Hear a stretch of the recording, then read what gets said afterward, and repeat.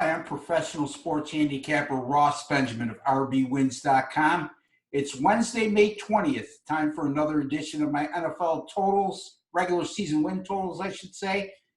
We've made the trip around 10 teams now. We got 22 teams left to cover. And today we're going to be talking about the Miami Dolphins. According to the Las Vegas and the offshore sports books, a consensus on the Dolphins has their regular season win total at 6, and going over the total of 6 will cost you money line odds of minus 145, and then to go under 6, plus 125. So a nice return if you like the Dolphins to go under 6. Last year, the Dolphins went 5-11, finished last in the AFC East. However, there's a silver lining to that story.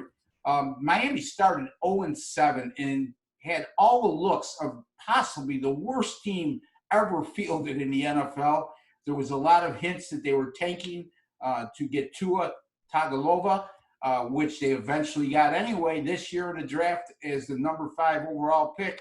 However, they finished the season by winning 5 of their last 9 games, and kudos to head coach Brian Flores. I think this guy is a good one. I think he may end up being the best head coach coming from Bill Belichick's tree. A couple before him did not fare very well. Right now, Matt Patricia not doing very well at all. Josh McDaniel failed in his only attempt in Denver. So the jury will be out. But my point is this. For a team to start 0-7 and to get outscored as badly as they were in the majority of those games, yet not quit on their head coach and continue to fight and go 5-4 down the stretch, to me, that shows a lot of character, and it's a reflection on the head coach. So having said all that, the Dolphins spent a ton of money in free agency during this offseason.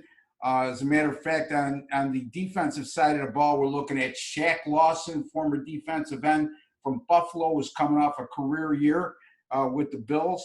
Linebacker Kyle Van Noy, and also linebacker Landon Roberts. 2 were starters for the New England Patriots. And then cornerback Byron Jones, who was a starting corner for the Dallas Cowboys. So they upgraded the defense in that regard. They also signed running back Jordan Howard, formerly of the Philadelphia Eagles and the Chicago Bears. And they also traded for running back Matt Breida, from San Francisco, who's coming off a very good year for the 49ers and was a pleasant surprise there. Here's the thing. If you watch the Dolphins last year, they had absolutely no running game whatsoever. So to bring in Jordan Howard and Matt Breida, that's going to upgrade their offensive potential exponentially. And Ryan Fitzpatrick will probably be the starting quarterback to start the year, with Tua sitting out to start with anyway. But you could do a lot worse than Fitzpatrick. I mean, he's a serviceable career backup, vagabond quarterback that's made a lot of starts along the way. Last year, he started 13 games with Miami. The Dolphins were 0-3 without him and 5-8 when he started. He passed for over 3,500 yards last year and ran for 4 touchdowns, and he threw for somewhere, I think, around 20 touchdown passes, somewhere in that area. Not a great year, but for a team that had absolutely no running game and had some offensive line deficiencies, Fitzpatrick held his end of the bargain up pretty well. And Miami was definitely a lot better offense with him in the lineup than Josh Rosen. That goes without speaking. Having said all that, their defense, like I said, they upgraded considerably. And if you know, Brian Flores is the former defensive coordinator with New England. So his specialty is on that side of the ball. If it wasn't for the fact their schedule was so tough, I would even like the Dolphins to contend for second place in the AFC East. However, they face the AFC West and the NFC West. I think they'll hold their own within the AFC East. I think they can go 3-3 in the AFC East games.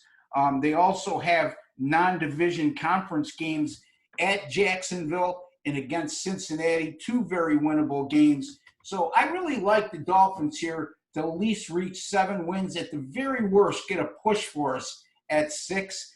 So I'm going to go over the total of 6 regular season wins on the Miami Dolphins at money line odds of -145. I know that's a hefty price, but I think it's worth the risk. This is definitely a lot better team on paper than they were a season ago when they went 5-11.